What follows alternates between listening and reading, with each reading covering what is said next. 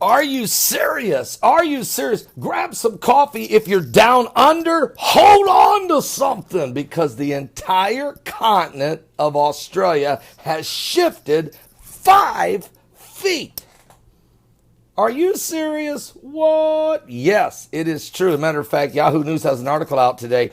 NASA is saying that Australia might not be as far away as it used to be because the entire continent has moved 1.5 meters or almost 5 feet since 1994, according to Reuters that are reporting it.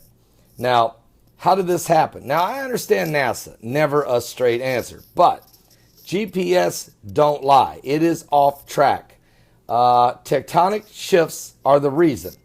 The Australian tectonic plate is the fastest moving continental plate on Earth. Matter of fact, scientists believe that if split from the Indo-Australian plate approximately 3 million years ago, during the formation of the Earth, or maybe after, you know what I'm saying, and today it is moving 7 centimeters or 2.8 inches. Now, this is scientific reporting, all right? It's moved 7 centimeters or 2.8 inches northwards and slightly eastwards every year. So it moves about it moves almost 3 inches a year, keeps shifting. It's colliding with the Pacific plate on its journey, and this drags the landmass of the continent just a little bit closer to the equator every year. Now, as the pressure begins to build, the Pacific and Australian plates build, and that creates earthquakes, and they will become more violent, folks. Okay, so while 5 feet doesn't seem like a lot to me or you, it's still, I think it's huge. When I think of the whole continent of Australia moving 5 feet, I mean that's enormous. It's still enough to disrupt global navigation and satellite systems, matter of fact, which were and still are based on Australia's position in 1994. So putting the continent out of sync. Now, this affects not only the GPS maps on your smartphones, but also delivery drones, farmers, meteorologists, and even automated cars. So this happens because modern satellite systems provide location data based on global lines of longitude and latitude, and these, unlike continents, are fixed. Many countries, including Australia, produce maps and measurements with the lines of longitude and latitude fixed to their continent. But as the plates move, this means over time, the local coordinates become out of sync with the global coordinates, and so it starts to make a difference. And why does it affect farmers? You say, farmers, what's it matter? When you're in a combine, you're getting ready to go plant the corn.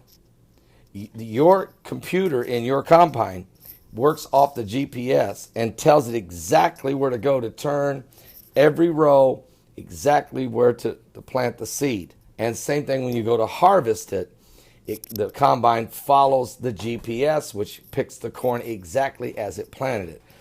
If it's off 5 feet, this could make a difference. If there's a tree, if there's a pole, something, or a big rock in the field that you don't want to hit. So it does complicate things for the farmers. You can imagine the smart cars that are going to be driving, and more are starting to be developed. 5 feet could make a major difference and could create a major accident. So anyway, these are significant developments.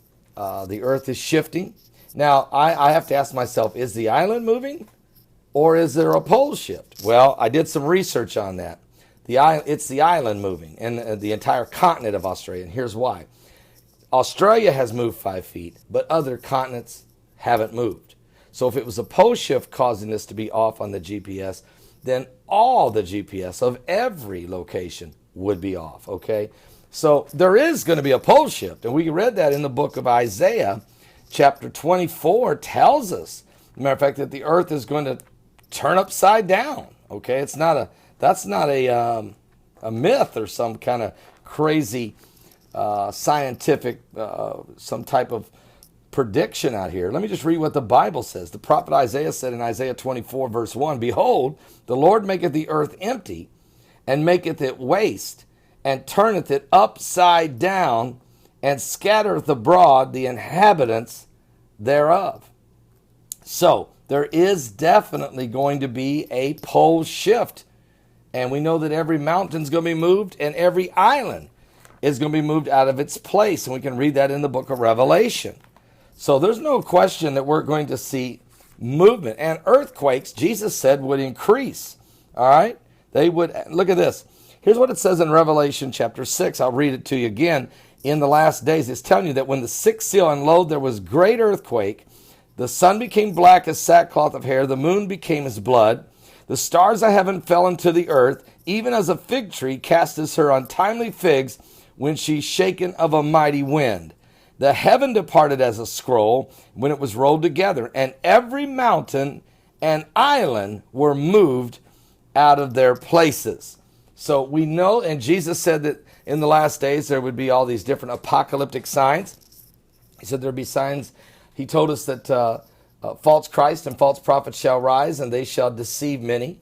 And ye shall hear of wars and rumors of wars. See that you be not troubled, for all these things must come to pass, but the end is not yet. For nation shall rise against nation, and kingdom against kingdom, and there shall be famines and pestilences and earthquakes in divers places. And all of these are the beginning of sorrows. And I'm quoting from Matthew 24, I think 3 through 8. So we are living in the last days. All right. So keep an eye on this. Everybody hold on down under in Australia. And we'll be back with more current world events and how they relate to Bible prophecy. Are you serious? Are you saved? Give your life to Jesus Christ. He's coming soon.